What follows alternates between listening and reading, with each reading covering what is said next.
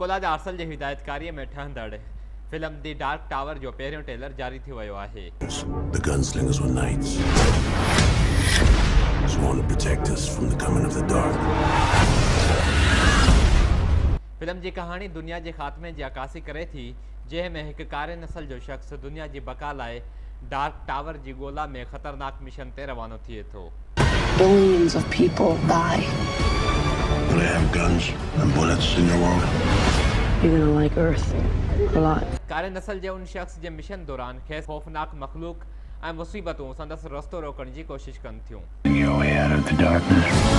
Did you tell the kid whoever walks with you dies by my hand?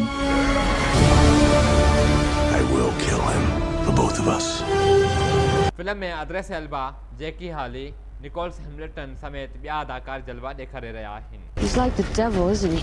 No, he's worse. You can't stop what's coming.